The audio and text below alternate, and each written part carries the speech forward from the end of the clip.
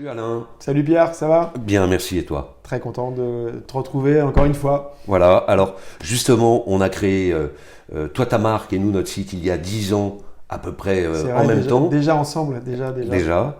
Et qu'est-ce que tu retiens toi de ces premières 10 années d'existence? Une montagne russe, quelque chose comme ça. Ouais. Ça monte, ça descend, beaucoup d'erreurs, beaucoup de bonnes choses, beaucoup d'apprentissage dans la difficulté, Ouais, non, c'était des années, en tout cas, qui m'ont fait rajeunir, tu vois. Ah, bah écoute, c'est Comme formidable. toi qui fête ton anniversaire cette année, ça m'a fait rajeunir.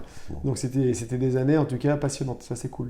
Bon, bah c'est bien. Et est-ce qu'il y a quelque chose en particulier dont tu es le plus fier dans ce que tu as réalisé pendant 10 ans avec Marche Lavin? Bah, oui, ça c'est la question, elle est facile. La chose dont je suis le plus fier, c'est aujourd'hui quand je vais chez des horlogers bien connus en province et que je regarde les vitrines et que je vois les marques Breitling, Tag Heuer, Rolex et que je vois Marche Lab à côté, je me dis bon, voilà, ça c'est quelque chose qu'on a réussi à faire en quelques années. Et ça, c'est vraiment ça dont je suis fier. Voilà, c'est la fierté.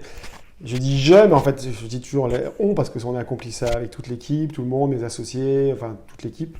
Donc ça, c'est vraiment ma grande fierté, c'est d'avoir réussi à me positionner au milieu des marques qui sont là depuis 60, 70, 100, 120 ans, 150 ans, tu vois. Ça, c'est vraiment, voilà. Ça, c'est vraiment...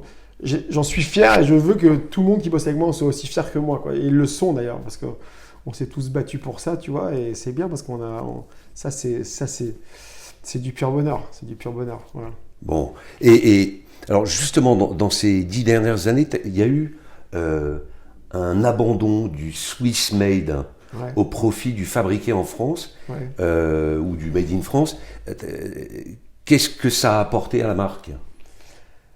Ça a porté. En fait, c'était l'idée originelle, c'était de faire du Made in France. Et en fait, il se trouve que j'allais chercher des ateliers avec qui travailler, des usines avec qui développer en France, que je n'avais pas trouvé la première fois, dans ma première démarche. D'accord. Et donc, par défi ou par dépit, pardon, ou par défaut, j'étais allé en Suisse. Et cette expérience suisse, en fait, a été pas une expérience qui a été un succès parce que on avait des montres qui finalement, in fine, étaient assez chères.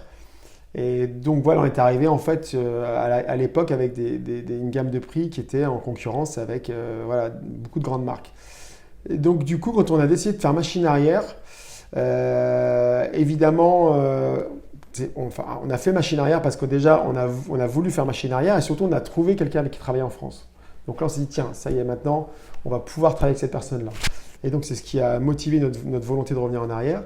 Et surtout, c'était vraiment notre idée originale. C'était, voilà, comme nous étions français, on voulait vraiment avoir ce label Made in France. On voulait assembler en France parce qu'on voulait un petit peu montrer que, voilà, la France, il y avait des choses très belles en horlogerie, des choses classiques, et des choses moins, des choses sportives et des choses comme nous. Donc voilà. Et tu crois que ça constitue un avantage concurrentiel d'être une marque de montre française? Est-ce que ça t'aide à vendre, à être connu? Il y a Emmanuel Macron, je ne sais pas si, voilà, qui porte une Marche Lab Mansart en l'occurrence. Ouais.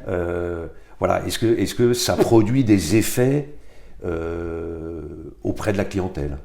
Alors disons que pour être très sincère, si on prend un acte d'achat en magasin, si on doit définir de 1 à 5, on va dire ce qui détermine l'acte d'achat des clients, le Made in France ne vient jamais en 1, ni en 2, ni en 3, mais je dirais il vient plutôt en 4 ou en 5. Voilà, c'est rare. Parfois, oui, il y en a un qui arrive et qui disent voilà, c'est le Made in France, c'est pour ça que je suis là.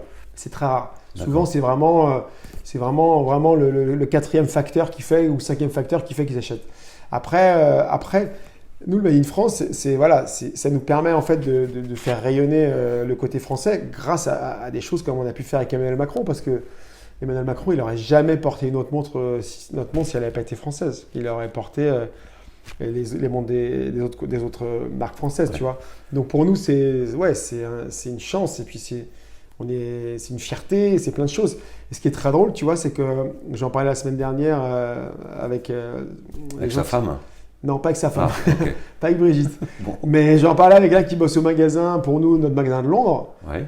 Et quand on est arrivé à Londres, on s'est dit, bah, en fait, le Made in France, ça n'a aucune valeur à Londres, parce que c'est en contrebalance, pour être trivial.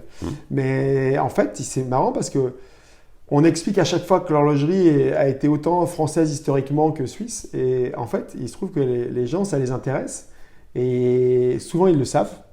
Et ceux qui ne le savent pas, en fait, vont voir et reviennent et disent « Ah, mais oui, j'ai vu ce que vous m'avez raconté, donc c'est vrai que tout. » Et finalement, c'est un petit poids aussi dans leur acte décisionnaire aussi, même avec les Anglais. Donc tu vois, on se dit « Tiens, c'est marrant, ce que j'aurais jamais pensé. » Et voilà, c'est-à-dire que le Made in France n'est pas qu'un acte d'achat français, c'est aussi à travers le monde, quoi, tu vois. Donc c'est bien.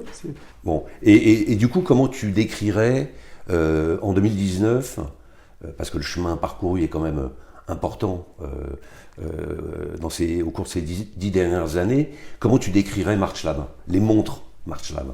Qu'est-ce qui les caractérise?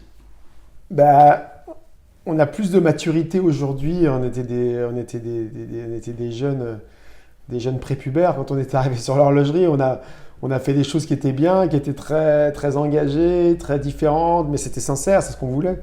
Mais voilà, c'était une première collection n'est jamais la meilleure. Même la deuxième, la troisième. Enfin, il faut quelques collections avant de commencer à se roder, à faire des choses plus adaptées, plus fortes, plus abouties. Donc voilà, on apprend chaque année, j'apprends encore et on apprend encore. Et on fera mieux, j'espère, dans 2 ans, dans 3 ans, dans 5 ans. Donc, mais aujourd'hui, oui, on a réussi à faire, je pense, une collection de montres qui dans le temps en fait a inscrit des codes stylistiques et des codes de signature qui commencent à être reconnus. Et ça, pour moi, c'est aussi pareil. C'est aussi quelque part, c'est pas une fierté, ça. Je m'en réjouis parce que ce qui semblait très dur à faire au début, c'est-à-dire de faire une marque reconnaissable sur un poignet, sans copier quelqu'un. Bah, c'est pas évident, c'est un exercice de style difficile. Et souvent, les gens disent, bah oui, une vraie marque de montre, c'est une marque qu'on reconnaît au bout de la rue sur quelqu'un. Et on commence à me dire aujourd'hui, mais en fait, ta marque, on la reconnaît très bien. Parce qu'on a des codes qui font que, comme le remontoir à 4 heures ou des verres, on reconnaît un peu les volumes de marque, tu vois. Donc ça, c'est quelque chose qui a pris du temps. Mais aujourd'hui, on s'aperçoit qu'on on a petit à petit, on a enfoncé le clou. On a répété les mêmes codes, on a montré qu'en fait notre vision, elle était la même et que chaque saison, chaque année, on arrivait avec des produits qui étaient la continuité, qui faisaient partie de la même fratrie. Et ça, c'est quelque chose qui demande du travail et c'est ce qu'on a réussi, je pense, à faire petit à petit. Enfin, voilà.